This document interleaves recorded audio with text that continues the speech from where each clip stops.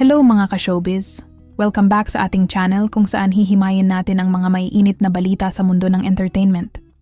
At ngayong araw, ang pag-uusapan natin ay ang mainit na banggaan sa pagitan ni Anjo Lana at Tito Sotto, mula sa mga patutsada, sa umano'y troll attacks, hanggang sa biglaang ceasefire. Ano nga ba talaga ang nangyari? Let's break it down. Kamakailan, nag-live si Anjo Lana at talagang nagpaingay sa social media. Ayon sa kanya, may mga trolls daw na galing sa kampo ni Tito Sotto na naninira at bumabatikos sa kanya online.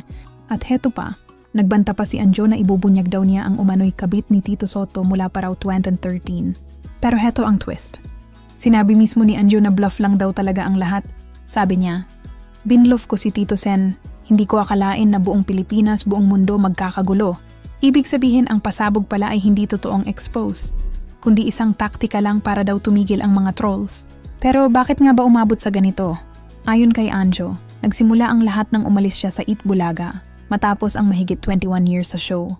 Simula noon, nakatanggap daw siya ng sunod-sunod na bashings online. Pinaniniwalaan niya na ang mga troll na ito ay konektado sa ilang taong malapit kay Tito Sotto dahil naging vocal daw siya tungkol sa ilang mga isyong politikal. Idinagdag pa ni Anjo na may iba pang ugat ng sigalot, kagaya ng mga nangyari sa Tape in Cairn at mga pagbabago sa production ng Eat Bulaga. Pero bago pa lumala ang gulo, sinabi ni Anjo na kinausap daw siya ng mga kapatid ni Tito Sotto, sina Vic Sotto at Maru Sotto. Dito sila nagkasundo sa isang ceasefire. Ang sabi raw ng magkabilang panig, "Tapusin na natin, manahimik na lang muna." Sabi pa ni Anjo, "Sige na, para matapos na ito, mananahimik na ako." Inamin din niya na ang pagbabluff niya ay ginawa lang niya para matigil ang online harassment na natatanggap niya.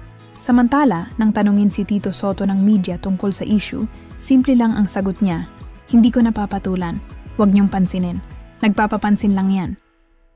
Ayon sa kanya, hindi raw siya interesado pang palakihin ang gulo. Kung susuriin, mukhang mabilis lumaki ang issue dahil sa social media. Ang bluff ni Anjo ay naging malaking kontrobersya bago pa man maklarify. Ngayon, may ceasefire na. Pero posible bang temporary lang ito? Titigil ba talaga ang trolls? At mananatiling tahimik ba ang kampo ni Tito Sotto? Para sa mga fans at followers ng showbiz at politika, siguradong susubaybayan pa ito ng marami. Mga ka-showbiz, ano sa tingin ninyo? Tama ba ang ginawa ni Anjo? O dapat ba siyang mag-ingat sa mga ganitong pasabog kahit bluff lang?